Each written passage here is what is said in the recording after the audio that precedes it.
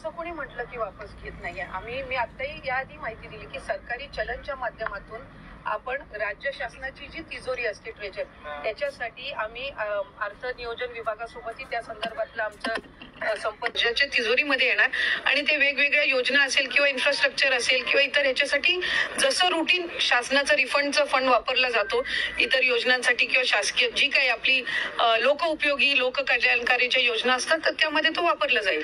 मुद्दा असा आहे प्रामुख्याने तुम्ही असं म्हणताय की ज्यांच्या अर्ज माघारी आलेले आहेत ते पैसे माघारी येत आहेत परंतु ज्यांना चुकीच्या पद्धतीनं अर्ज भरलेले जे अजूनही बोलायला तयार नाही. मी याआधी त्या संदर्भातली माहिती दिली की आमची जी क्रॉस व्हेरिफिकेशनची प्रोसिजर आहे परिवहन विभागासोबत चालू आहे. जे उत्पन्नाच्या पलीकडे जाऊन ज्यांनी त्या ठिकाणी लाभ घेतलेला आहे ते सुद्धा आम्ही क्रॉस व्हेरिफिकेशन करत आहोत. या व्यतिरिक्त जे राज्याच्या बाहेर आता लग्न होऊन गेलेल्या वगैरे किंवा राहायला गेले असतील किंवा सरकारी नोकरीमध्ये ह्या कालावधीमध्ये 4-5 महिन्याचे लागलेले आहेत हे एका बाजूला आम्ही विभागाच्या पद्धतीनं आम्ही क्रॉस व्हेरिफिकेशन करत आहोत. पण हे जे आपण 4-4.5 म्हणतोय हे स्वतःहून पुढे आलेले आहेत. या व्यतिरिक्त क्रॉस व्हेरिफिकेशन मध्ये येणार आहेत ते वेगळेच आहेत.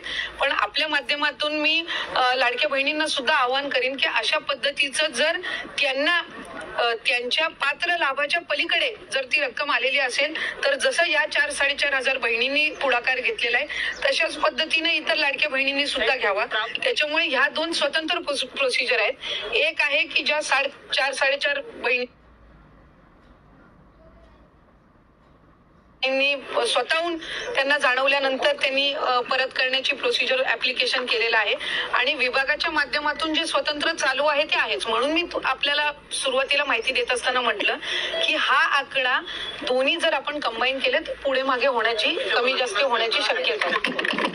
त्यांच्याकडनं पैसे परत घेतले जाणार का